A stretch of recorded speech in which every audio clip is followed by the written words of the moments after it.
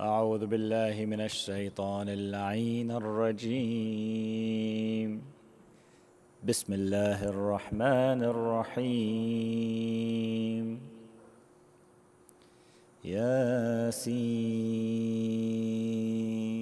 والقرآن الحكيم إنك لمن المرسلين على صراط مستقيم تنزيل العزيز الرحيم لتنذر قوما ما أنذر آباؤهم فهم غافلون. لقد حق القول على أكثرهم فهم لا يؤمنون. إنا جعلنا في أعناقهم أغلالا فهي إلى الأذقان فهم مقمحون. وجعلنا من بين أيديهم سدا ومن خلفهم سدا فأغشيناهم فهم لا يبصرون. وسواء عليهم أأنذرتهم أم لم تنذرهم لا يؤمنون. إنما تنذر من اتبع الذكر وخشي الرحمن بالغيب فبشره بمغفرة وأجر كريم. إنا نحن نحيي الموتى ونكتب ما قدموا وآثارهم وكل شيء أحصيناه في إمام مبين. واضرب لهم مثلا أصحاب القرية إذ جاءها المرسلون إذ أرسلنا إليهم 2 فكذبوهما فعززنا بثالث فقالوا إنا إليكم مرسلون. قالوا ما أنتم إلا بشر مثلنا وما أنزل الرحمن من شيء إن أنتم إلا تكذبون. قالوا ربنا يعلم إنا إليكم لمرسلون وما علينا إلا البلاغ المبين. قالوا إنا تطيرنا بكم لئن لم تنتهوا لنرجمنكم وليمسنكم منا عذاب أليم. قالوا طائركم معكم أئن ذكرتم بل أنتم قوم مسرفون. وجاء من أقصى المدينة رجل يسعى قال يا قوم اتبعوا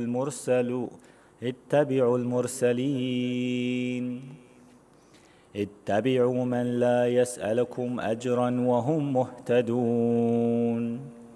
وما لي لا أعبد الذي فطرني وإليه ترجعون.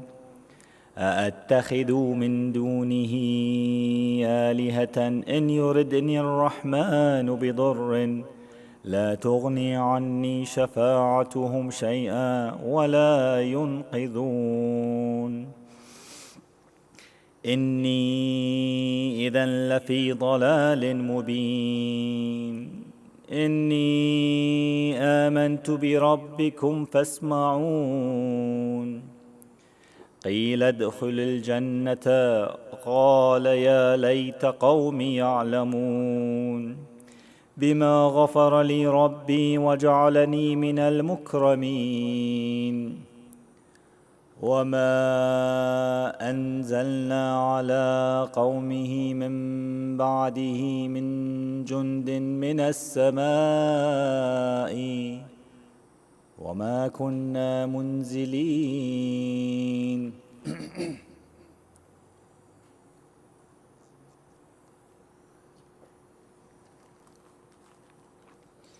إن كانت إلا صيحة واحدة فإذا هم خامدون. يا حسرة على العباد ما يأتيهم من رسول إلا كانوا به يستهزئون.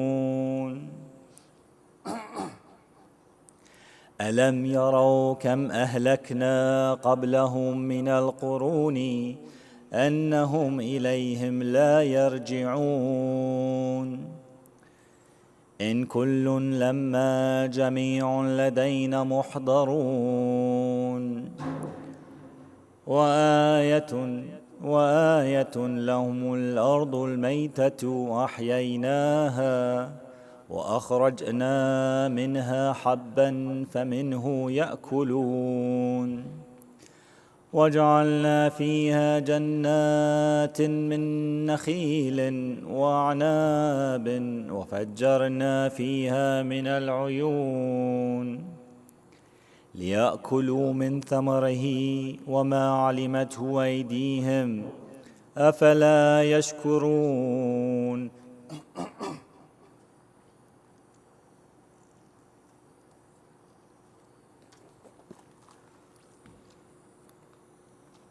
سبحان الذي خلق الأزواج كلها مما تنبت الأرض ومن أنفسهم ومما لا يعلمون.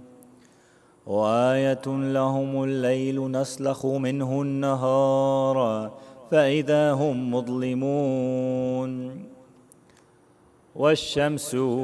والشمس تجري لمستقر لها ذلك تقدير العزيز العليم.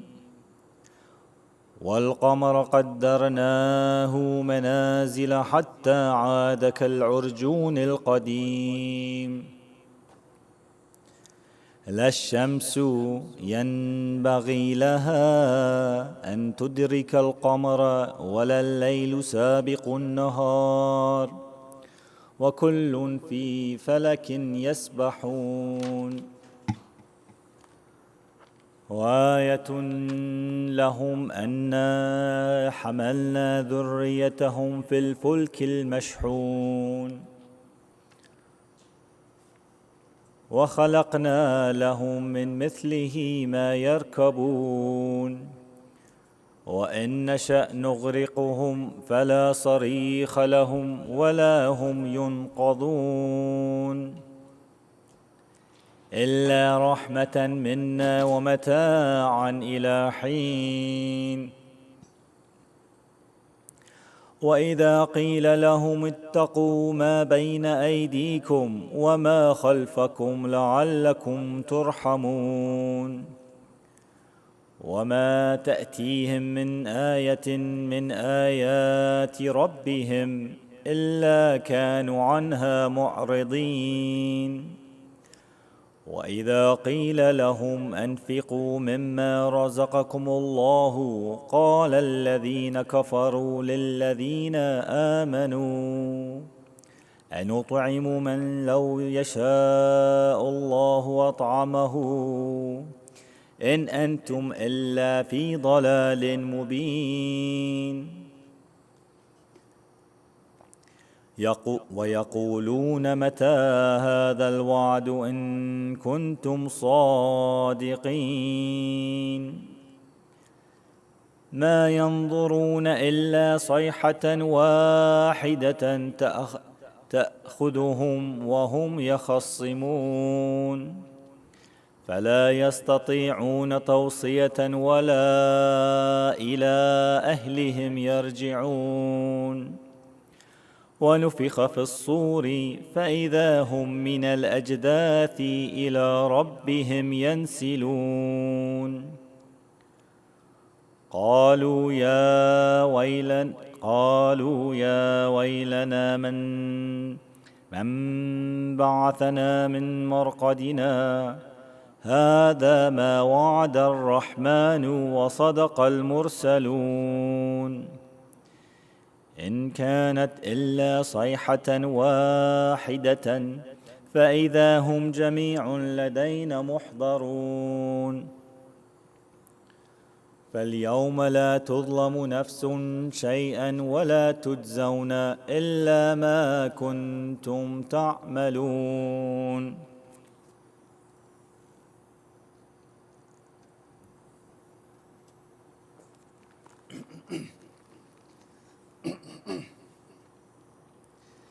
إن أصحاب الجنة اليوم في شغل فاكهون.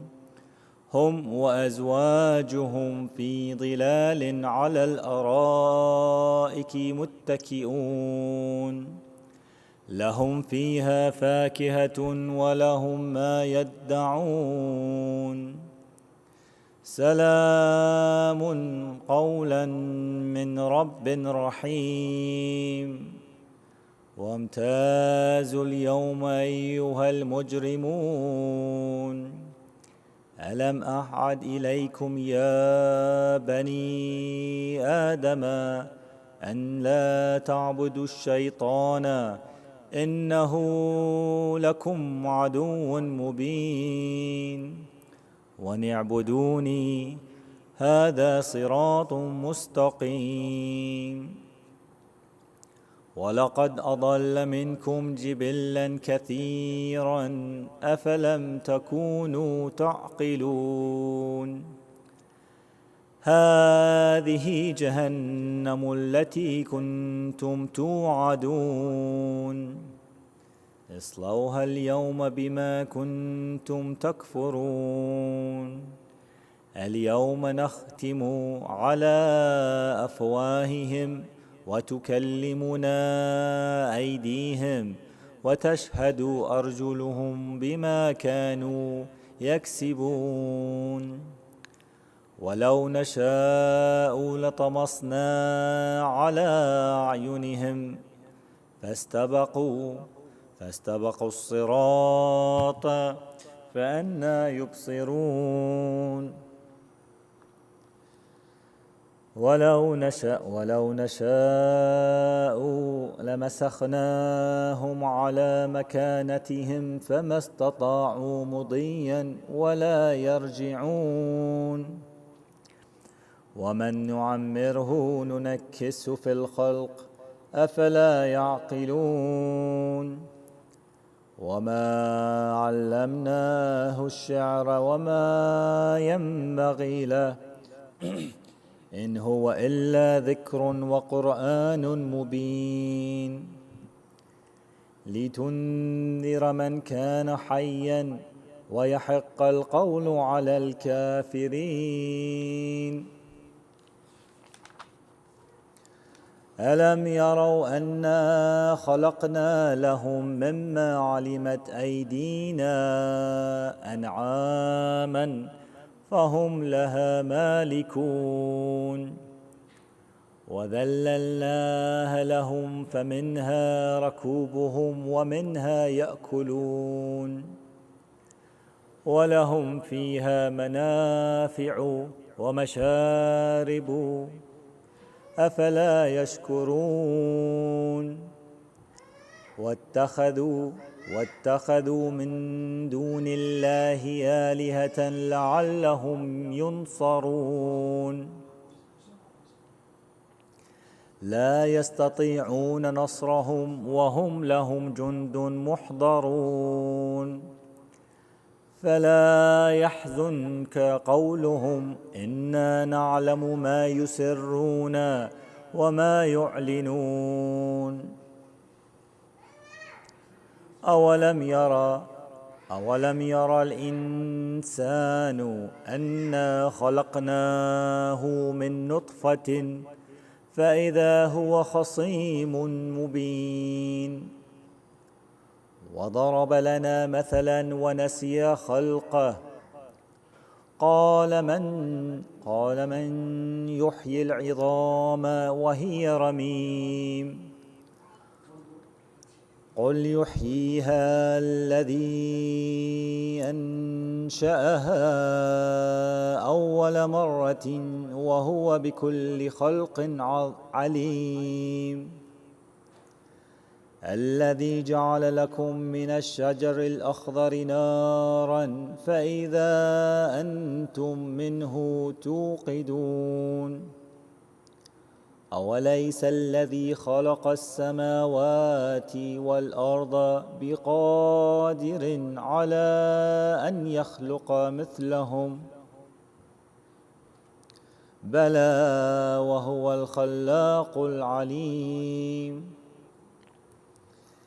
إنما أمره إذا أراد شيئا أن يقول له كن فيكون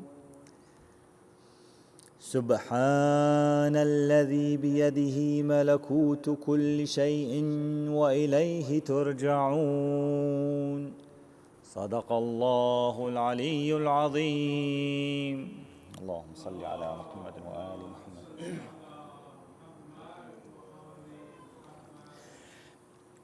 Inshallah, we'll send the thawab of this beautiful surah to the Imam of our time as a small token of our love and gratitude. And inshallah, also the thawab of this surah to all our marhumeen, inshallah. Alhamdulillah, we're blessed on this beautiful gathering on the birth of Al-Hadi Al-Naqi, alayhi salam. We send our well wishes to the Ummah of Muhammad, to the Imam of our time on this beautiful occasion and the gatherings of our brothers and sisters. I'll request my brother Haidar to share, to this beautiful voice, to share a few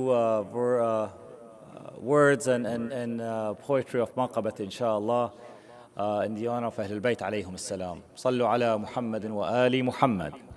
Allahumma salli ala.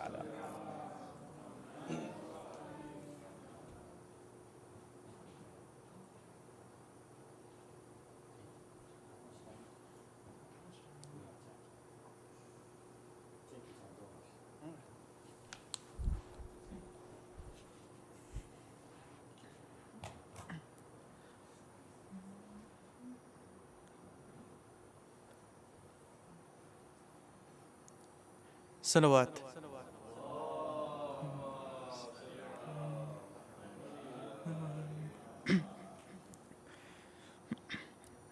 میرے لب پر تو رہتا ہے صبح و مسا یا علی یا علی یا علی یا علی بندہ پرور یہی ہے وظیفہ میرا بندہ پرور یہی ہے وظیفہ میرا یا علی یا علی یا علی یا علی کام آیا ہے جس کے ازل سے یہی اور اب تک یہی جس کے کام آئے گا کام آیا ہے جس کے ازل سے یہی اور اب تک یہی جس کے کام آئے گا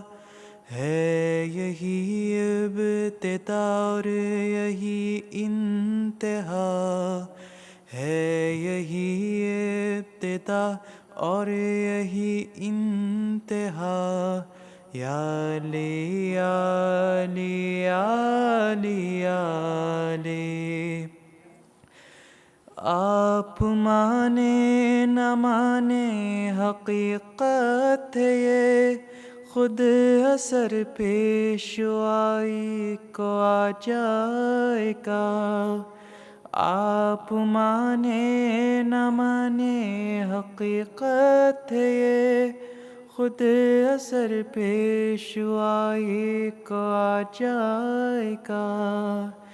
دیکھیے کہہ کے اس بار عبادت دعا، دیکھیے کہہ کے ایک بار عبادت دعا، یا علی یا علی یا علی یا علی۔ میرے لب پہ تو رہتا ہے صبح و مساء، یا علی یا علی یا علی یا علی۔ باب جنت پہ جس وقت دیکھا مجھے، راستہ دے دیا ہٹ کے رضوان نے۔ باب جنت پہ جس وقت دیکھا مجھے، راستہ دے دیا ہٹ کے رضوان نے۔ آپ کی مدح کا یہ ملا ہے صلہ، آپ کی مدح کا یہ ملا ہے صلہ، یا علی یا علی یا علی یا علی۔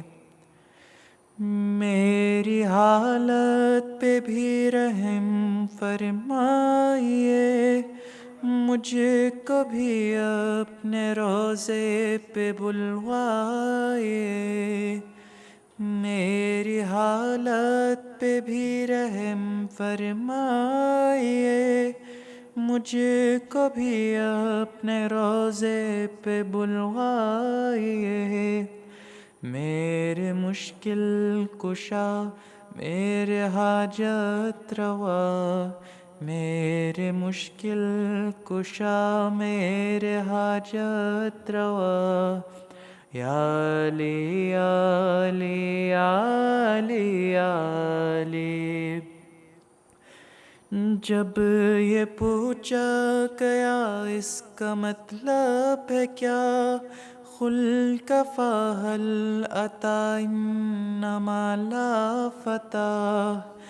جب یہ پوچھا گیا اس کا مطلب ہے کیا، قل کفا هل اتی انما لا فتح۔ مسکرا کر جواباً یہ میں نے کہا، مسکرا کر جواباً یہ میں نے کہا، یا علی یا علی یا علی یا علی۔ میرے لب پہ تو رہتا ہے صبح و مساء، یا علی یا علی یا علی یا علی۔ آپ کیا ہیں حقیقت ہے کیا آپ کی، خود مشیت کا بھی ہے اشارہ یہی۔ آپ کیا ہیں حقیقت ہے کیا آپ کی، خود مشیت کا بھی ہے اشارہ یہی۔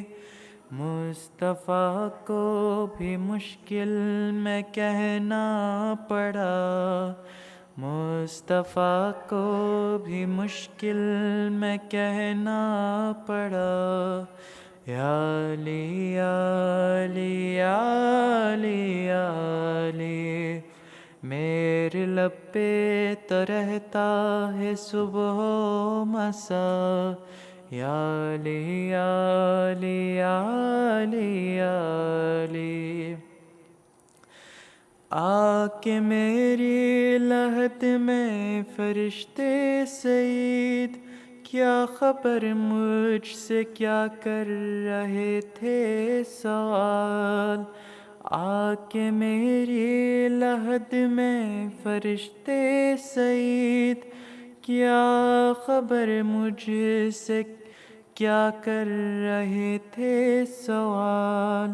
عادتاً میں جواباً یہ کہتا رہا، आदतन मैं जवाबन ये कहता रहा, या अली या अली या अली या अली। मेरे लब पे तो रहता है सुबह मसा, या अली या अली या अली या अली। बंदा परवर यही है वजीफा मेरा, बंदा परवर यही है वजीफा मेरा, या अली या अली या अली या Ali. सलवात।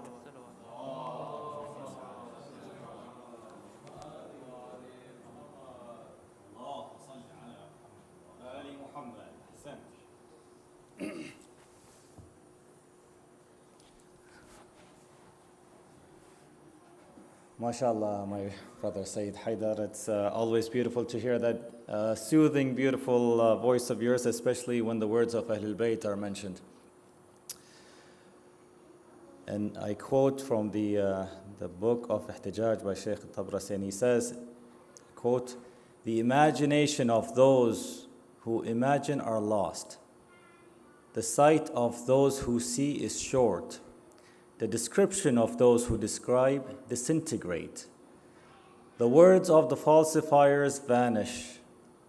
Before understanding the wonder of his state, or being able to reach the height of his station, for he is in a position which is unlimited, and in the place upon which the gazes of the eyes have never fallen. Neither through a signal nor an expression, far be it, far it is." These are the words of the Imam for whom that we're celebrating his birth, when trying to describe or answering a question about the originator of existence, his mightiness. So I can't do justice in a beautiful voice like my brother Haidar and many of our other poets and reciters, but I'll attempt, and I'll ask for your patience and inshallah a little bit of a motivation by a salawat.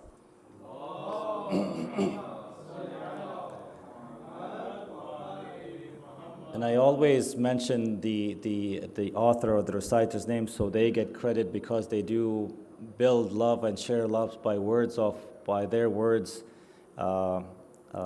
through poetry, through manqabat. And this one is in English, and it's the poet Nouri Sardar. And he has done a lot of work in English to connect with our youth. Youth of all ages, as one person has says, anyone less than 99, inshallah, is a youth. And it's quoted beginning and end. Beginning and end is the title. Everything has a beginning and everything has an end. Muhammad is my beginning and the Mahdi is my end. Between them is my existence, and it begins with the dawn. It ends when the sun departs, and blessings upon them I send. Allahumma salli ala Muhammadin wa ali Muhammad. It did not start in a desert. It did not start in a desert, rather it began with a light. Muhammad, the first creation, stole the gaze of Adam's eyes. From this began our beginning, the beauty of Adam's sight, and for his end, at his own end, for Mahdi's return, he cries. He lived a road that began then with a sight that sparked his birth. Only when he'd welcomed them all was he content with demise. And 12 had followed Muhammad, and on such a road he walked. He found it paved with divine gold. In each one a lesson lies. Inshallah, these are some of those lessons. With Muhammad, something was born, beautiful until its end. He shaped the world for the better, setting the stage for them all. When it unveiled its curtains, I saw Ali after him. He taught me to only fear Allah, to rise whenever I fall. Then I remembered Muhammad when I saw Hassan's patients, alayhi salam, alayhim ajma'in salam. His name lit up this theater. Before his brother they'd call. I saw Hussein make his entrance, and it lasted till time's end. He taught me, if you seek justice, you will live you will live like an immortal. Some distance makes this beginning. I saw the prayer of Sajjad. He who often recalled his end in speech with his Creator. And it was Baqir who taught me of beginning and end. He built a university upon it as a teacher. He then passed his crown to Sadiq. A teacher's chair was his throne. He taught thinkers of modern earth as humanity scholar. A crown Kadhim wore imprisoned. He dipped it into patience. In prison, he'd still capture hearts, guiding lover after lover. Rida, they call him a stranger. Rida, they call him a stranger, but also called him king. He who taught me to conquer hearts with nothing but a smile. Referring back to beginnings, Jawad, he was but a youthful face on his road, a youthful face on this road, and taught me to grow up youthful. Hadi and Askari prepared for the beginning's end. In the final act of this play, they guided the ungrateful. No one wanted this play to end, so Mahdi prolonged his end. On those who know his beginning, he remains ever watchful. It's here that Adam watches. It's here that Adam still watches, fearful of turning away. For he who loved a beginning must remain to watch till the end, enticed by this road that he.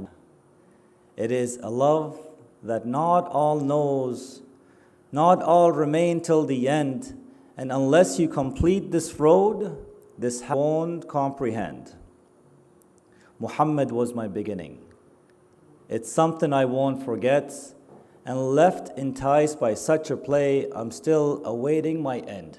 Allahumma salli ala Muhammadin wa ali Muhammad.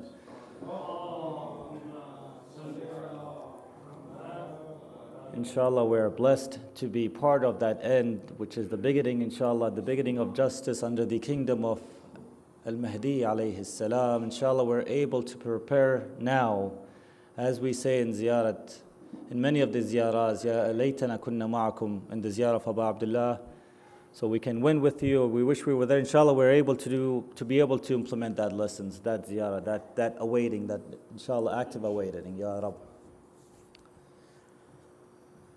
Inshallah, I'll request my Sayyid Ja'far to bless us with this majlis with the Hadith al-Kisa, inshallah, and then we'll continue with our blessed Sheikh and Maulana that's present with us, alhamdulillah, upon his safe arrival.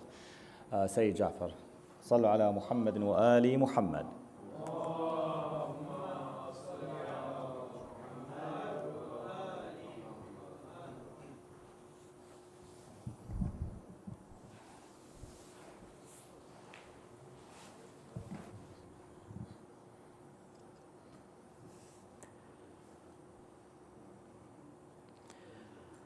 اللهم صل على محمد وآل محمد.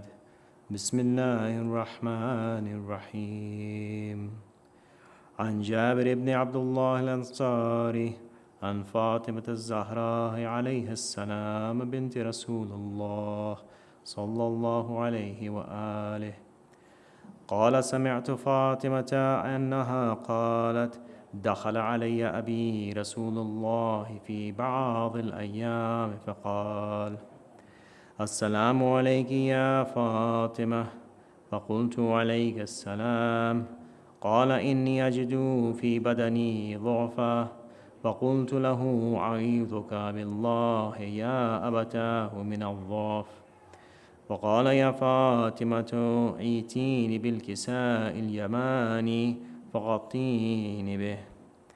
فأتيته بالكساء اليماني فغطيته به، وصرت أنظر إليه وإذا وجهه يتلأله له كأنه لؤلؤ، كأنه البدر في ليلة تمامه وكماله. اللهم صل على محمد. فما كانت إلا ساعة وإذا بولدي الحسن قد أقبل وقال: السلام عليك يا أماه. فقلت: وعليك السلام يا قرة عيني وثمرة فؤادي. فقال: يا أماه إني أشم عندك رائحة طيبة كأنها رائحة جدي رسول الله صلى الله عليه وآله. فقلت: نعم إن جدك تحت الكساء. وأقبل الحسن نحو الكساء وقال: السلام عليك يا جداه يا رسول الله، أتأذن لي أن أدخل معك تحت الكساء؟ فقال: وعليك السلام يا ولدي ويا صاحب حوضي، قد أذنت لك. فدخل معه تحت الكساء. اللهم صل على محمد. فما كانت إلا ساعة وإذا بولدي الحسين عليه السلام قد أقبل وقال: السلام عليك يا أماه. فقلت: وعليك السلام يا ولدي ويا قرة عيني وثمرة فؤادي. فقال لي: يا أماه إني أشم عندك رائحة طيبة كأنها رائحة جدي رسول الله صلى الله عليه وآله. فقلت: نعم إن جدك وأخاك تحت الكساء. فدنا الحسين نحو الكساء وقال: السلام عليك يا جداه. السلام عليك يا من اختاره الله. أتأذن لي أن أكون معكما تحت الكساء؟ فقال: وعليك السلام يا ولدي ويا شافع أمتي، قد أذنت لك محمد. فأقبل عند ذلك أبو الحسن علي بن أبي طالب وقال: السلام عليك يا بنت رسول الله. فقلت: وعليك السلام يا أبا الحسن ويا أمير المؤمنين. فقال: يا فاطمة إني أشم عندك رائحة طيبة كأنها رائحة أخي وابن عمي رسول الله. فقلت: نعم ها هو مع ولديك تحت الكساء. فأقبل علي نحو الكساء وقال: السلام عليك يا رسول الله، أتأذن لي أن أكون معكم تحت الكساء؟ فقال له: وعليك السلام يا أخي ويا وصي وخليفتي وصاحب لوائي، قد أذنت لك. فدخل علي تحت الكساء. اللهم صل على محمد. ثم أتيت نحو الكساء وقلت: السلام عليك يا أبتاه يا رسول الله، أتأذن لي أن أكون معكم تحت الكساء؟ فقال: عليك السلام يا بنتي ويا بضعتي، قد أذنت لك. فدخلت تحت الكساء. اللهم صل على محمد وآل محمد. فلما اكتملنا جميعا تحت الكساء، أخذ أبي رسول الله بطرف الكساء وأومى بيده اليمنى إلى السماء وقال: السلام اللهم إنا هؤلاء أهل بيتي وخاصتي وحامتي، لحمهم لحمي ودمهم دمي. يؤلمني ما يؤلمهم ويحزنني ما يحزنهم. أنا حرب لمن حاربهم وسلم لمن سالمهم وعدو لمن أعداهم ومحب لمن أحبهم. إنهم مني وأنا منهم. فاجعل صلواتك وبركاتك ورحمتك وغفرانك ورضوانك عليه علي وعليهم، واذهب عنهم الرجس وطهرهم تطهيرا. اللهم صل على محمد وعلى محمد. وقال الله عز وجل: يا ملائكتي ويا سكان سماواتي، إني ما خلقت سماء مبنية ولا أرضا مدحية ولا قمرا منيرا ولا شمس مضيئة ولا فلكا يدور ولا بحرا يجري ولا فلكا يسري إلا في محبة هؤلاء الخمسة الذين هم تحت الكساء. اللهم صل على محمد وآل محمد. فقال الأمين جبرائيل: يا رب من تحت الكساء؟ فقال عز وجل: هم أهل بيت النبوة ومعدن الرسالة، هم فاطمة وأبوها وبعلها وبنوها. اللهم صل على محمد وآل محمد. وقال جبرائيل: يا رب أتأذن لي أن أهبط إلى الأرض لأكون معهم سادسا؟ فقال الله عز وجل: نعم، قد أذنت لك. فهبط الأمين جبرائيل وقال: السلام عليك يا رسول الله. العلي الأعلى يقرقها السلام ويخصك بالتحية والإكرام ويقول لك: وعزتي وجلالي إني ما خلقت سماء مبنية ولا أرضا مدحية ولا قمرا منيرا ولا شمسا مضيئة ولا فلكا يدور ولا بحرا يجري ولا فلكا يسري إلا لأجلكم ومحبتكم، وقد أذن لي أن أدخل معكم، فهل تأذن لي يا رسول الله؟ فقال رسول الله صلى الله عليه وآله: وعليك يا أمين، وحي الله، إنه نعم قد أذنت لك. فدخل جبرائيل معنا تحت الكساء، فقال لأبي: إن الله قد أوحى إليكم يقول: إنما يريد الله ليذهب عنكم الرجس أهل البيت ويطهركم تطهيرا. اللهم صل على محمد وآل محمد. وقال علي لأبيه: يا رسول الله، أخبرني ما لجلوسنا هذا تحت الكساء من الفضل عند الله. فقال النبي صلى الله عليه وآله: والذي بعثني بالحق نبيا واصطفاني بالرسالة نجية، ما ذكر خبرنا هذا في محفل من محافل أهل الأرض وفيه جمع من شيعتنا ومحبينا إلا ونزلت عليهم الرحمة وحفت بهم الملائكة واستغفرت لهم إلى أن يتفرقوا. وقال علي عليه السلام: إذا والله فزنا وفازوا شيعتنا ورب الكعبة. وقال أبي رسول الله صلى الله عليه وآله: يا علي، والذي بعثني بالحق نبيا واصطفاني بالرسالة نجية، ما ذكر خبرنا هذا في محفل من محافل أهل الأرض وفيه جمع من شيعتنا ومحبينا وفيهم مهموم إلا وفرج الله همه ولا مغموم إلا. صلاة على محمد وآل محمد.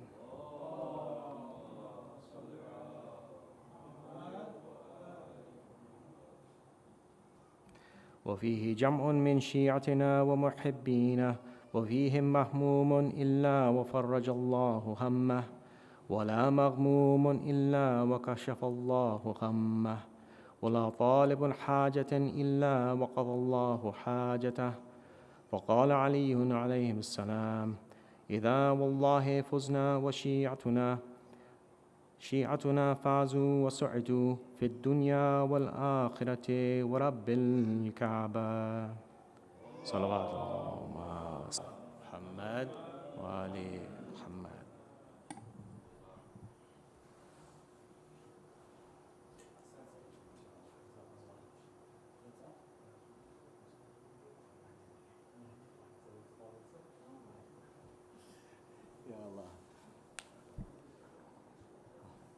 ما شاء الله مأجورين سيدنا إن شاء الله. May Allah bless you and bless the family بحق هذا beautiful hadith. Without further ado, alhamdulillah, again our congratulations to the ummah, to the imam of our time on this blessed occasion. Inshallah we're able to walk that path, the path of Al-Mahdi alayhi salam, Ajjallahu ta'ala farrajahu sharif. And we'll try as we will take lessons inshallah from this beautiful gathering in this beautiful majlis by words of our blessed Maulana Shaeba Rizvi inshallah. أفلح من صلى على محمد وآل محمد.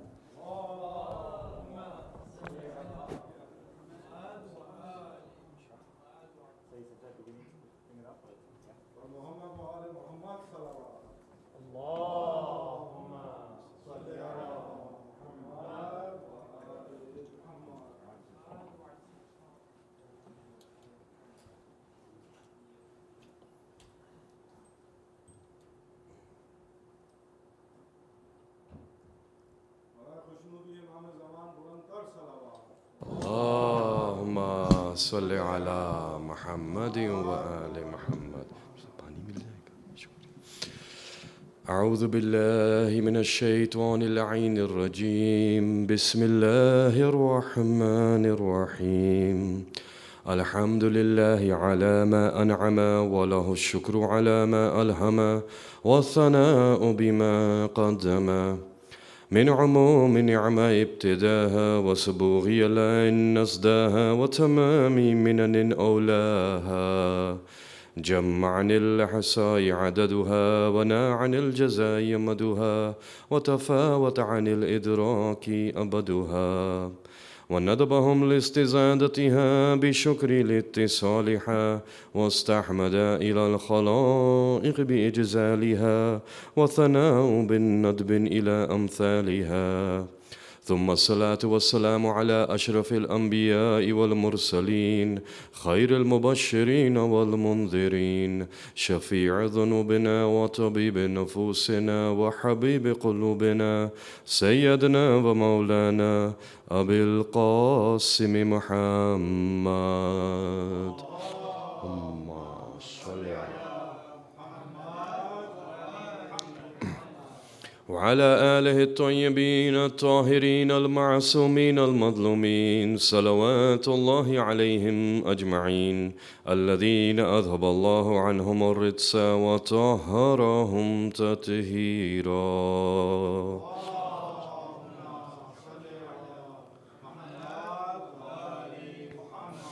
ولعنة الله على أعدائهم أجمعين. أما بعد، قال الله عز وجل في القرآن الكريم: بسم الله الرحمن الرحيم. ولو أن ما في الأرض من شجرة أقلام والبحر يمده من بعده 7 أبحر ما نفدت كلمات الله إن الله عزيز حكيم. صلوات. اللهم صل على محمد وآل محمد. Dearest Mu'mineen, Mu'minat, dear brothers, it is my honor once again to be amongst you, to look upon the blessed faces of the lovers of the Ahlul Bayt, and to discuss some of the words of this holy Imam for whom we have gathered today. Inshallah. It was on this date, this is one of the dates that is mentioned in history, in which we see one Imam holding another Imam in his arms. And we see that Imam Al-Jawad and Bibi Samana are welcoming their holy son who comes into the world and who gets the laqab Al-Hadi. And indeed, it merits subhanallah, because what we see here is that all of these are Hadi, but this one gets the laqab of Al-Hadi. And Al-Hadi is a very special designation in the Quran. When the Quran says, Laysa alayka hudahum in Surah An-Nisa, and Allah subhanahu wa ta'ala is talking to none other than His beloved messenger, and is saying, Laysa alayka hudahum walakinna Allah yahdi man yasha. It is not upon you their guidance, but I will guide whomever I will. Therefore, when we listen to this, we realize that indeed the Prophet was guiding, but Allah is saying you do not have that responsibility to ensure that they follow you. What you will do is you will be a warner, you will tell them, you will warn them, and now it is up to them if they wish to follow or not. But we see that the Quran also says, وَمَا أَنْتُمْ إِلَّا مُنذِرٌ وَلِكُلِّ قَوْمٍ هَادٍ. That for you are but a warner to them, and for every nation there is a guide. That means for every nation Allah has designated a guide, and indeed we know who our guide is today. His name was mentioned in the beautiful poetry by my dear brother, in which we see the first and the last, the beginning and the end, and we also have our guide for today. So Al-Hadi is a very, very powerful title to give when all of them are providing hidayat. Because these are indeed not just Al-Hadi, these are the guidance of Allah. That means to say Al-Hadi is a station, but to have Al-Hidayat is different. To be Hidayat. Therefore, when we look upon them, they are manifestations of certain aspects of the will of Allah that He wished to explain to the world. Therefore, when we say that, for example, the Holy Prophet has not been called an alim. He did not call himself an alim. Allahu Akbar. That seems like a strange statement to say, because we call our religious scholars alims. But alim in its true definition, in its original definition, the Holy Prophet said, Ana Madinatul Ilm. That is different from alim. Madinatul Ilm means I am the city of knowledge. I am not a scholar. I am not one who bears knowledge. I am not one who has gained knowledge. I am the city of knowledge. You see, there is a difference between saying, I am a scholar, I am knowledgeable, I am the one who has attained knowledge, I will pass on knowledge. And it is different to say, I am knowledge. When you are saying, I am knowledge, because saying, I am the city of knowledge is like saying, I am knowledge. Ab alim na kahiyega, ilm kahiyega. He is ilm. This means that Allah's knowledge took manifestation, and that manifestation was a nur, and that was the first creation. And this knowledge that was first creation was called the Nur ul-Asr, Nur ul-Wahid, Nur Muhammadi, Nur Hakiki. And that is why he said, Awwalu ma khalaq Allahu nuri. And Allahumma salli ala.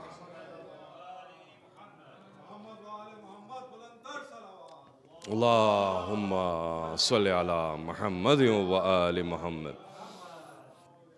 So therefore we see that they are knowledge, they are ilm. And who is the talib ilm? The one who comes to this city of knowledge. And the talib of ilm will come to the city of knowledge, but the city of knowledge is not open from all sides.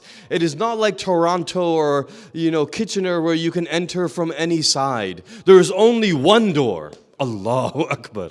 There is only one door, and he said, Ana Madinatul Ilm wa Aliyun Babuha. Ya Ali.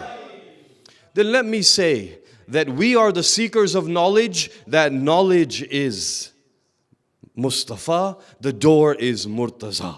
And the alim now, Allah. Who is the alim? Now, if we gain some knowledge of this city, we are not alims. Yes, we are alims in the world sense, but at every station, the title and its definition changes. So when we say that the one who is leading namaz is the imam, he is the imam. But he is the imam for that namaz. He is not the imam. When we say Hazrat Ibrahim is the Imam, and he has made you linnasi imama, then therefore he is the Imam for the humans of his time. But when we say Imam for the Imam who has come today, for the 12 Imams, they are not the Imams just for namaz, not the Imams for one time, not the Imams for one nation, not the Imams for one creation. They are the Imams of everything that is under the reign of Allah the Supreme. Therefore, of all creation, har makhluk, every zamana, every space, every time, every particle in existence now is in obedience to the Imam. This is the Imam.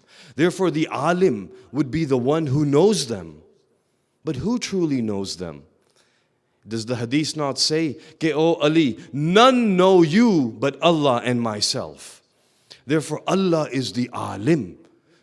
Then let me say, alim Allah hai, ilm 14 hai, talib ilm mu'min hai. Allah is the alim. 14 is the knowledge. And the mu'mineen are the ones who seek that knowledge. And we seek that knowledge because it is said that awwaluddini ma'rifatuhu. That indeed the first and foremost and of essence of deen is that we gain his ma'rifah.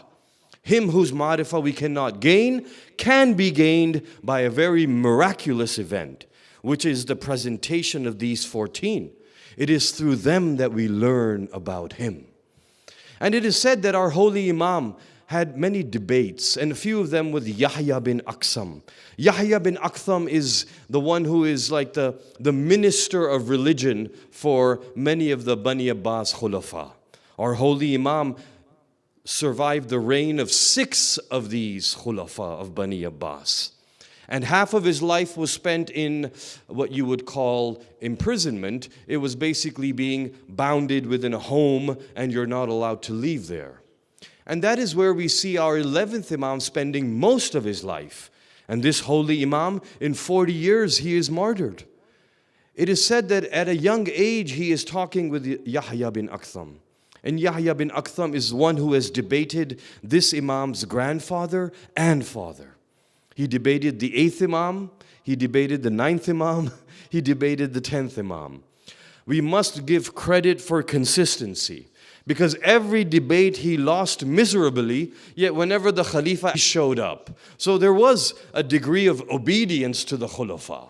And we give him credit for consistency, definitely. He asked the Holy Imam many questions. And in one of the questions he asked the Imam, he says, why was sajda done to Hazrat Adam? And it's a beautiful question because sajda is for Allah. We know sajda is the peak of salat. Salat is the peak of ibadah. And the peak of salat is sajda. And sajda is for lillah. So how is it possible that those angels, and it wasn't even people. If it was people, then we would say, okay, you know, some mushrikeen sometimes doing sajda to one idol, doing sajda to one statue, doing sajda wherever you tell them, they will do sajda. Am I going to get some money out of this? Okay, I'll do sajda. So at least it would have been humans, but it wasn't. We see the creation of the first human, or at least the first in our lineage. Because in some riwayah, it has been said that he's not the first Adam. In fact, at one point, Amir al-Mu'mineen salatu wassalamu alayhi says he is the 70th Adam. The 70th. That helps to explain many of your archaeological findings. Because now even science is saying that humanity grew through evolution. They say that it grew through evolution, but then they say that, well, we see gaps. So there's a lineage of human type humanoids, and then there's a gap. And then we see another lineage of humanoids. And they are discovering this by looking at the earth and looking at the sedimentary layers. They are using that to disprove religion. They are using that to say, look, there are humanoids hundreds of thousands of years ago. If we count up all of your history up to Hazrat Nuh and the ark and the flood and go up to Hazrat Ibrahim and go, up to Hazrat Adam, then we're seeing maybe 7,000 years, maybe 10,000 years. How do you explain the people 250,000 years ago? Well, this narration explains it. This narration says that there were 70 Adams. That means the earth has housed many lineages of humanoids as it is flying through space hundreds of thousands of kilometers of speed. So it is equally possible, we don't know for sure, but what we're saying is that, yes, it is showing that there's a lineage of humans and then they are wiped out, then another lineage, then they are wiped out. Before us, there were jinn. So the lineage of jinn was there. It is said that in one narration in which Iblis is talking about his history, he says that I was the last of my kind. And he says that when the jinn were wiped out, I was the only one left. So Allah subhanahu wa ta'ala still had some work for him to do. So he left him. It is not unlike the battle of Nahrawan, where we see Amir al-Mu'mineen leaves 9 of them. And those are the ones that end up fighting Imam Hussein in Karbala. So when evil has not fulfilled its purpose, it is allowed to live. So do not look at longevity as a plus sign and a bonus. Sometimes it is evil being allowed to live. So what we see is that many lineages. And Hazrat Adam's time we see, so Iblis at least for 40,000 years was alive before Hazrat Adam's creation, our Hazrat Adam's creation, 40,000 years. He spent 10,000 years on each of the 4 first levels of Jannah where he was praying to Allah. And then, when the angels see Hazrat Adam, they say that, are you going to put upon the earth these people who are going to cause bloodshed and oppression? And the reason they're saying that is because they have seen the jinn do it. They have seen other humans do it. So he's asking our holy Imam, what is the reason that we see the angels being commanded to do sajda? And what was the tree that Hazrat Adam ate from? What was this tree? So the holy Imam answers and says that the tree was the tree of envy. This tree has been called the tree of envy. It has been called the tree of the azmat of Ahlul Bayt. That means to eat from it is envy, and its essence is that it is the azmat of the Ahlul Bayt.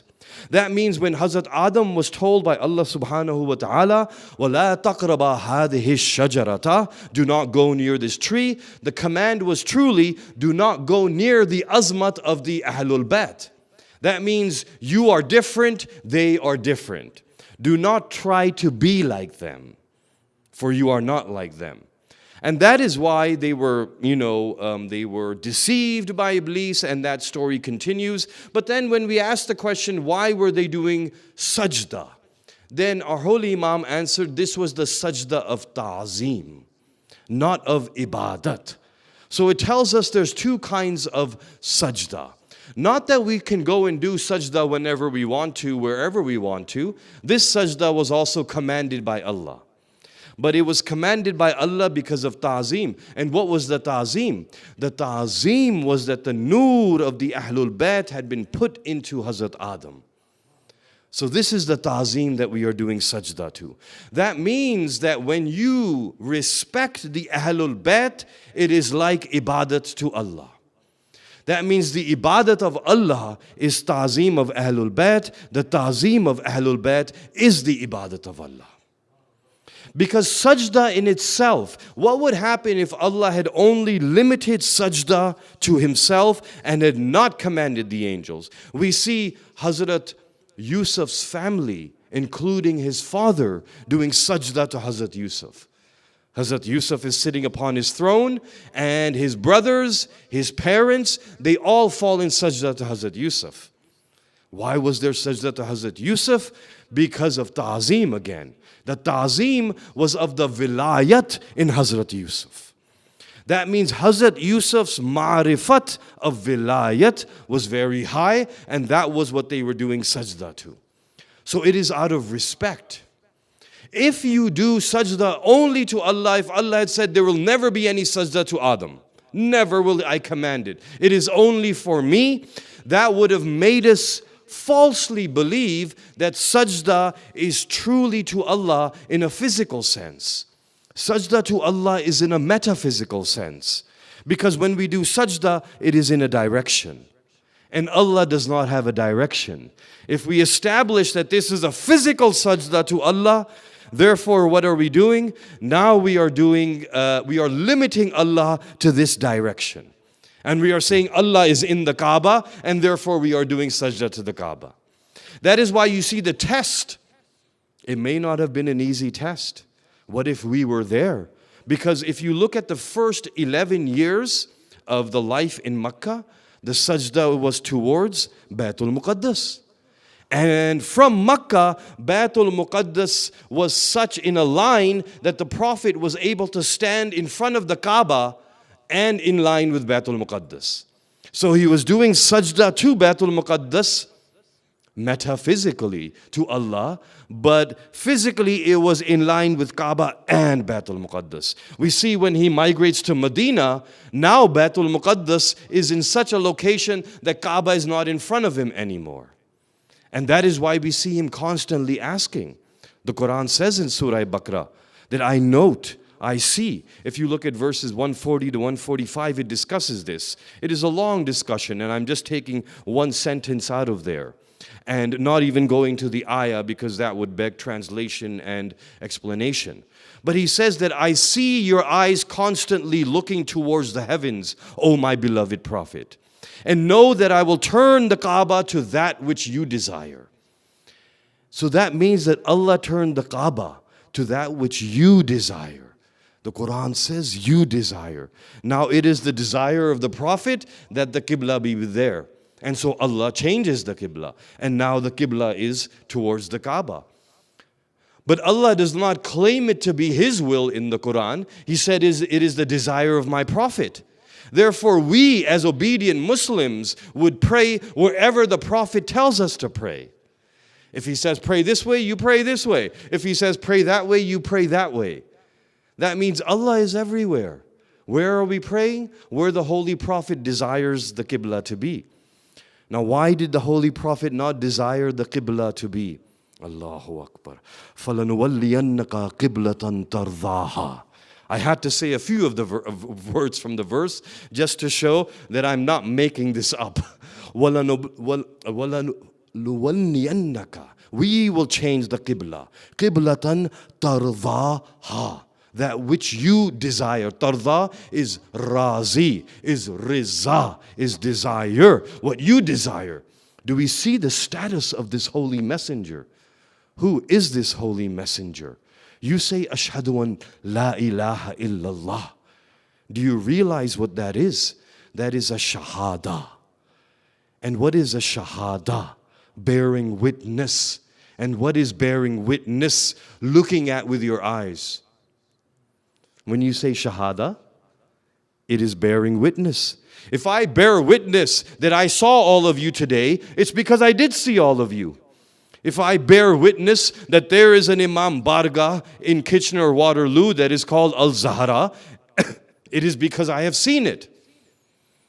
If my brother Zeman tells me there is a center there, and please come, you haven't seen it yet, but there is a center there, and I believe him. That means that I'm trusting him to be honest. That is why I will say, then I will stand in my home in front of my family and say, I bear witness. But I can't say that.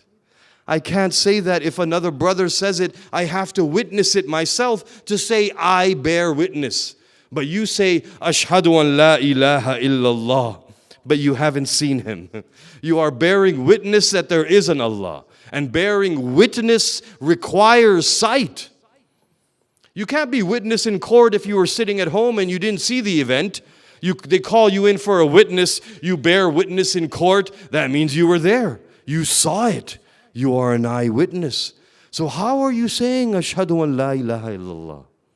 How are you saying it? What gives you the right to say it? I'm not saying don't say it. It is wajib. Please continue saying it. But realize the reason you are saying it is because you believe in the sadaqat of the Holy Messenger.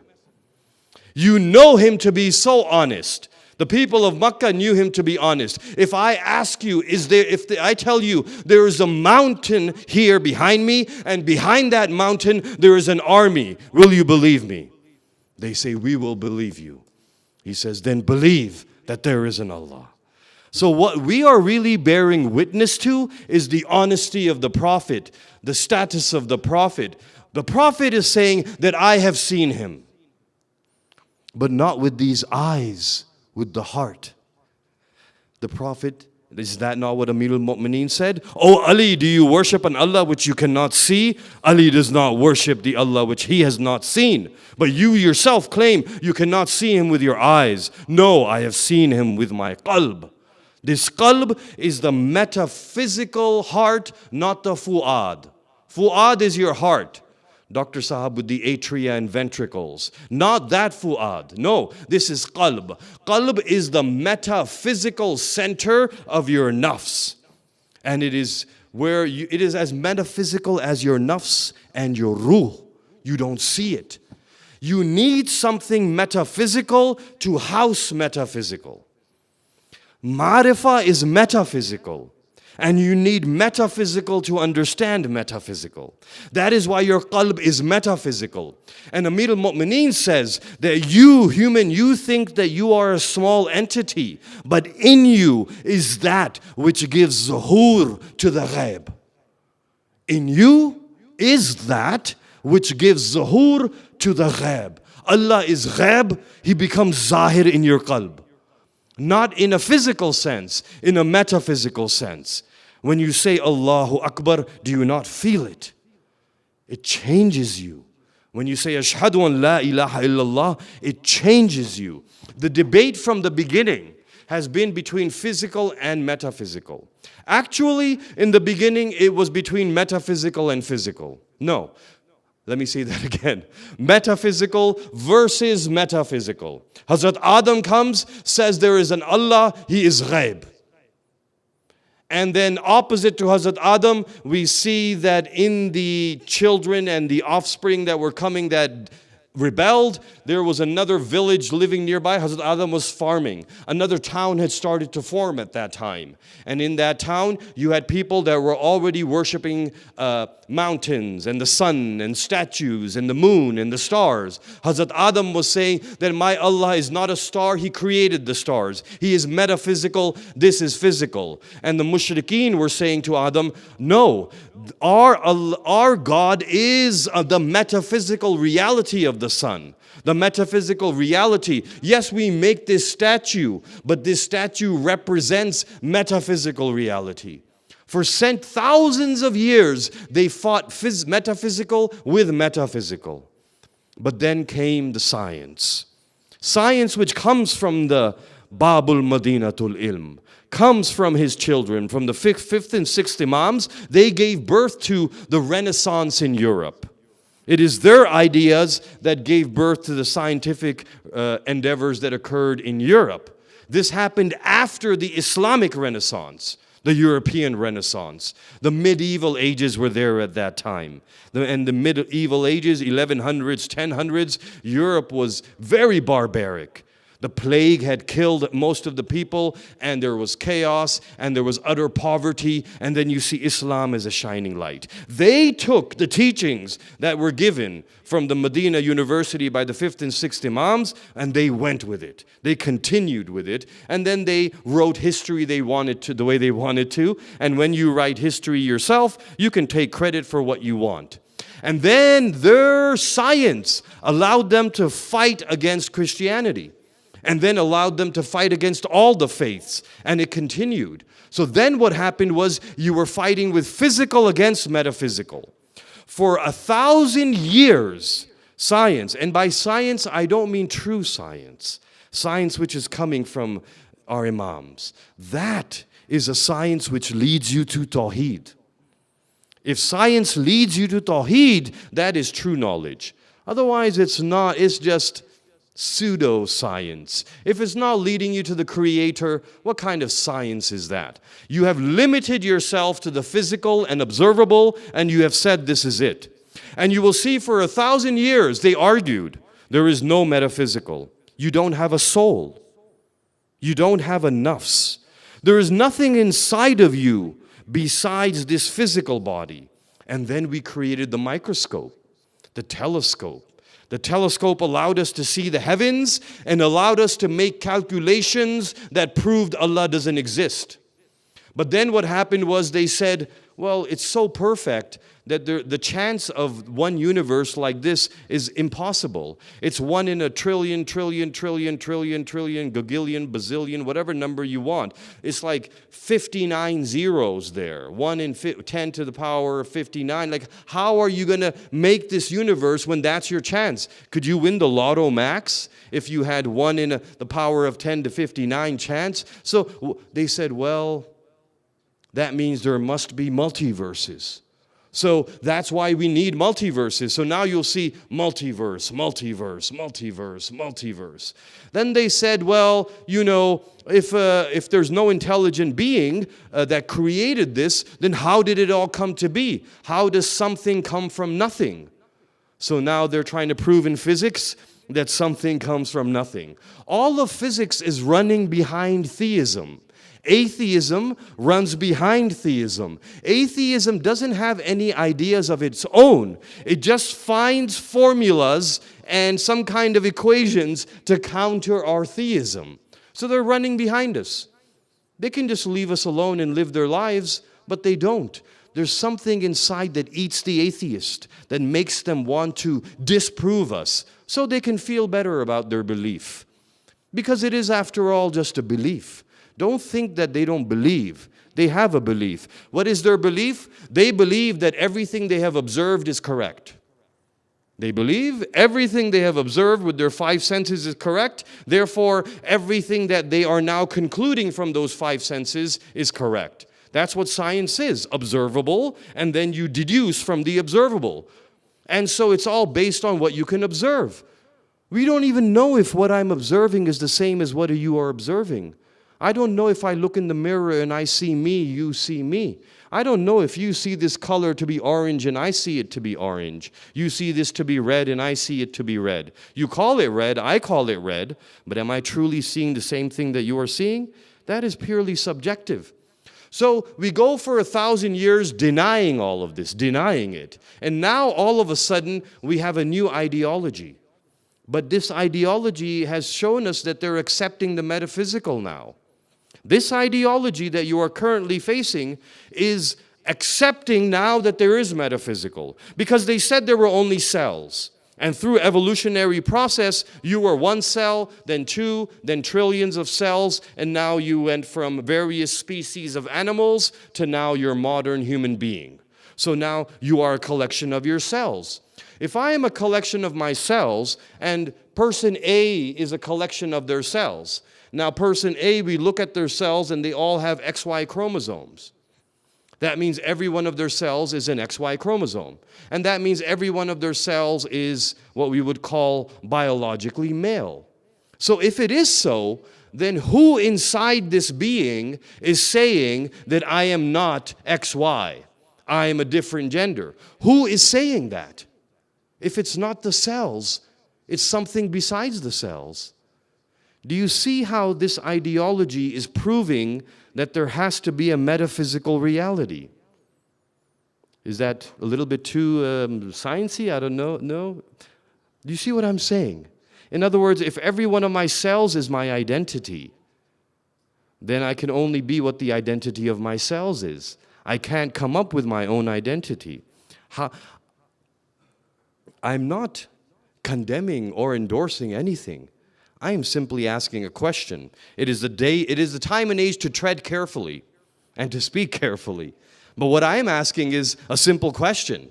My question is, then where is that identity? Where is this identity? It's not in the cells, then where is it? Where is it coming from? This is what I would like to ask the world right now. I would like to ask the world right now that if there is the possibility, I'm not denying or accepting or debating right now. What is and what is and isn't. Not a problem. My only question is, where is this question coming from? Who is this? And where is this identity? You see, the identity in a person is very mysterious. It is not easy to limit it to cells. So we are being forced now, after 1,000 years of denying any identity besides cellular identity, to admit that there is some kind of identity. Now, what is that identity? What should it be? Where is it? What is it coming from? That is a different story. But you have now accepted, the world has accepted, there is something in you that is metaphysical, that is not your cells. Because what you are, man arafa nafsahu, what you are is very, very deep and very, very hidden and very, very mysterious. Now, my name is Shaeba. So my ism is Shaeba. But this ism was given to me after I existed. So before I existed, what was my ism? And if I didn't have an ism, did I have an existence? When I was in my mother's womb, when I was in the loins of my forefathers, in the loins of Hazrat Adam. We were all there, were we not? We were all in the loins of Hazrat Adam. Every one of us, but we might not have had a name, but we had an existence. That means existence is first, ism comes after. But after I'm born, then they say, okay, this is Shaeba. But what is Shaeba here? What is it? What is is it my hand? For example, if my hand was, severed, and it was lying on the floor, and you recognized it, my hand, because of the rings, right? The big rings. So you're like, oh, that's got to be Shaeba's hand. You would look at it and say that's Shaeba's hand. You wouldn't say that is Shaeba. That would be my hand. If my head is somewhere, you would look at it and say that's Shaeba's head. If I pass away and my body is there, you would look at this body, you wouldn't say it's Shaeba. Okay, namaz-e-janazah time, let's pick up Shaeba, let's go. You wouldn't say that. You would say pick up the body of Shaeba. So where is Shaeba? Where did he go? Where are you inside of you? Take apart my entire body, physical body, and put every organ there. And then you take your stomach, your pancreas, your liver, your kidneys, all of your muscles, all of your nerves, arteries, every organ, spread them out on tables. All of that, is that Shaeba now? Then you'll say, no, okay, maybe it's a metaphysical thing. So is it my nafs? Is it my ruh? In other words, you say, my nafs, my ruh. Do you know what an amazing ability it is to say my nafs, my ruh? That means there is someone inside of you that says, this is my hand, this is my face, this is my body, this is my heart, this is my nafs, this is my ruh. The owner of all of these, not the true owner, the temporary owner. It is on loan from Allah subhanahu wa ta'ala. So here's the true owner, but he gave it to me, and now I'm saying this is my hand. I can't say this is Allah's hand now, can I? Yadullah is someone else. Yadullah is someone else. I can't say I am Allah's hand. Yeah, some people call themselves Allah's sword, Allah's this, Allah's that, but I can't say it. Therefore, what you will see is that the real me inside of me is nowhere to be found when you take me apart and dissect me. Yet, I own all of this. Everything within me I can feel and I can control, but it is not me. In the same way, this universe is physical. Behind this universe is a metaphysical owner of the entire universe. It is all His. They are not His parts, but it is His property. So like Allah is very mysterious to find. Even within your inner universe, you also are very mysterious to find. But that is where the identity is coming from. So the idea of identity, having an identity, is non-cellular. It is metaphysical. Now, I deviated a bit, but I can't help it. It is a very important topic of our time. And it is unprecedented the way things are going and the way ideologies are coming up and being promoted, or rather, and being put into regulations and laws. So it's important to think about. And it's a valid question. You are not oppressing anybody. You are not indicating hate speech just by asking, where are you? Where are you in here? And therefore, and you can have your own identity, whatever it is, but where are you? We go back to man arafa nafsahu faqad arafa rabbahu. Allahu Akbar. Now that got a little heavy. I can't help it. It was supposed to be a jashan and light and supposed to make you smile. But I don't know. Maybe it's... Allahumma Ali Muhammad.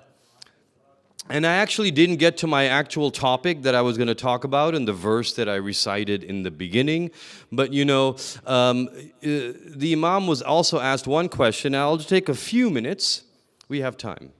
Yeah, okay. So a few minutes. It's been under 40 minutes. It might have seemed like eons have passed since I sat down, but it's not my fault. I continued with that tirade because I had your attentions, and nobody looked at their phone, nobody looked down, nobody yawned, so I just kept on going. With the speaker, it's very dangerous if you pay too much attention. If you want them to change topic or stop, best way is look at your phone, do a few yawns, look around at each other. You'll see the topic change like this. That's a secret I'm telling you, in case you didn't know. You listen to a lot of people, you already know, but in case the young ones didn't know, that's the way to do it.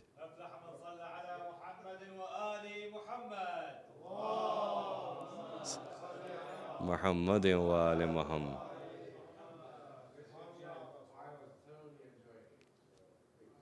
Shukran, shukran jazila. So, you know, he asked the Imam and he says this verse, Surah Furqan, verse number 27. وَلَوْ أَنَّمَا I'll just take another 5 minutes or so and then we'll stop. At least I can include some of the discussion of the Imam with Yahya bin Aktham. And he says, وَلَوْ أَنَّمَا فِي الْأَرْضِ مِنْ شَجَرَةٍ أَقْلَامٌ.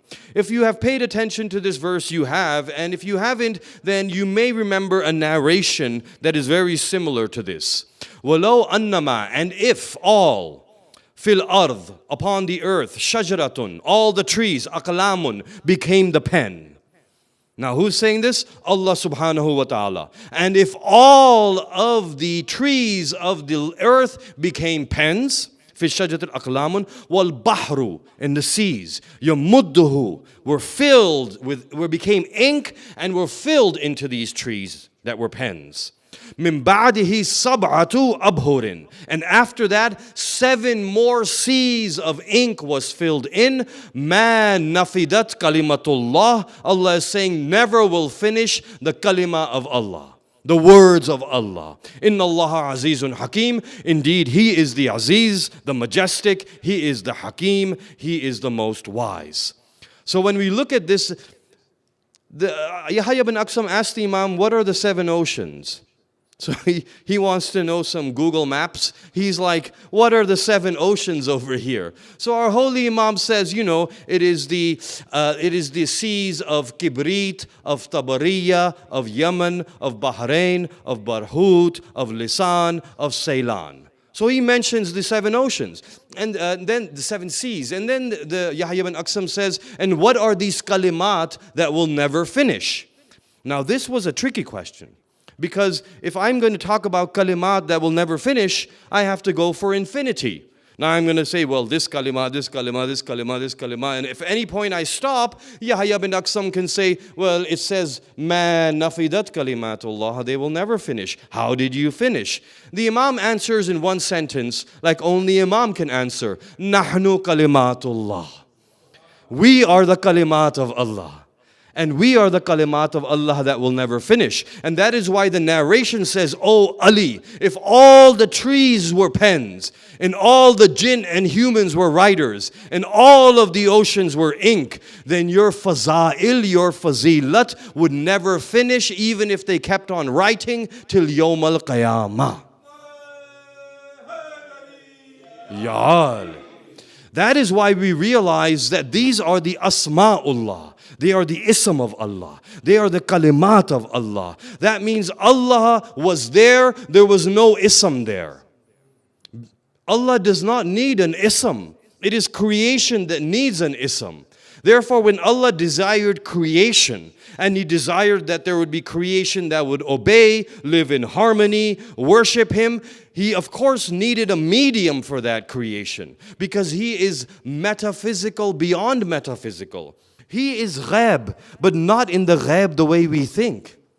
Because our holy Imam says, He is the one who created things in opposite, so you know He has no opposite. He created things in likeness, so you know He has no likeness. That means anything that has an opposite is not truly Allah. We can use it as a means to understand Him, but it is not truly Him. We say Allah is ghaib, but ghaib has an opposite, zahir. We say Allah is nur, but nur has an opposite, dhulumat. We say Allah is hay, but hay has an opposite, maut. Therefore, Allah is not hay like we are hay, to which the opposite is maut. There is nothing standing on the opposite of Allah. He is nur, but not a nur like He is zulumat. He is ghaib, but His ghaib is such that He is always in zuhur. His zuhur is so powerful that it makes Him ghaib. That means that He is ghaib. Allahu Akbar. Allah अपनी शिद्दत ज़ुहूर की वजह से गैबत में है और अपनी शिद्दत गैबत की वजह से हर वक्त ज़ुहूर में है.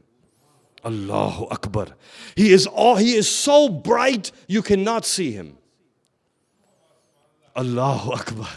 That means that when we want to understand Him, He creates nur and says, look at this nur and then look at zulumat. He creates zahir and makes it ghaib. Your Imam's ghaibat is daleel of his ghaibat. Your Imam's zuhur is daleel of his zuhur. That is why the Imam is called kalimatullah wa hujjatullah. Hujjatullah means when you look upon this one, Imam is not Hujjatul Islam. Your ulama are Hujjatul Islam. Hujjatul Islam means you see your beloved scholar with his amama Aba Kaba and you know Islam exists. By looking upon the alim, you know Islam hai. Alim hai, Islam hai. By looking upon the Imam, you know ke Allah hai. That is a very different status. You might argue that we can look upon any creation and know that Allah exists. We can look upon the animals and the insects and know that Allah exists. That is not hujjah. That is evidence of His existence, but not complete hujjah. Complete hujjah is you not only know He exists, you know how He is. You can look upon a cat and know Allah exists. You will not know how He is. You will say He is. But when you look upon the Ahlul Bayt, you will know how He is as well. You will know what He loves, what He desires, what He wills, what He wants. You will know all of that by looking at the Ahlul Bayt.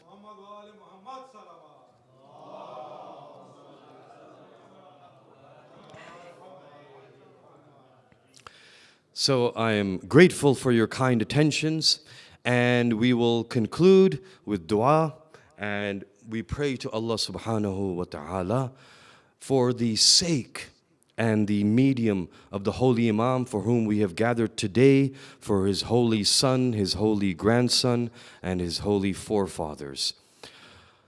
Allah, please bless upon us complete iman. Bless upon us an increase in our tawfiq, in our khair, in our ma'rifah, in our vilayat, in our rizq, in our ilm, in our hilm, in our shifa. Barillaha, all those who are unemployed, who do not have the means of sustenance, for the sake of this holy Imam, increase their sustenance. Oh Allah, Ya Rabbi, Ya Rabbi, Ya Rabb. Those who are young and are at the age of marriage and have not gotten married yet, find for them in a matrimony a pair that will guide them and increase them in their faith, and grant them children that will follow the path of the Ahlul Bayt. O Allah, all those who are sick, for the sake of this holy Imam, bless them with complete shifa. O Allah, those who have worries and anxieties and fears, those who are suffering from any kind of bala of this dunya, O Allah, secure them in safety. O Allah, hasten the reappearance of our holy Imam Ajjallahu Farajahum. O Allah, increase our ma'rifah of him so that when he appears, we will stand with him. O Allah, increase our iman and our faith so that we may have the courage to sacrifice all that is within our ability and our lives upon the reappearance of our holy Imam. O Allah, all those of our loved ones who have passed away, increase the light of their graves. Decrease in any of their sins and forgive them with completeness. O Allah, increase their nearness to the Masumeen. O Allah, may all of us stand on Yawm al-Qiyamah behind our Imam and not bow our heads in shame, but be able to show our deeds with honor and dignity. A Surah Fatiha for all those who have departed. Bismillah.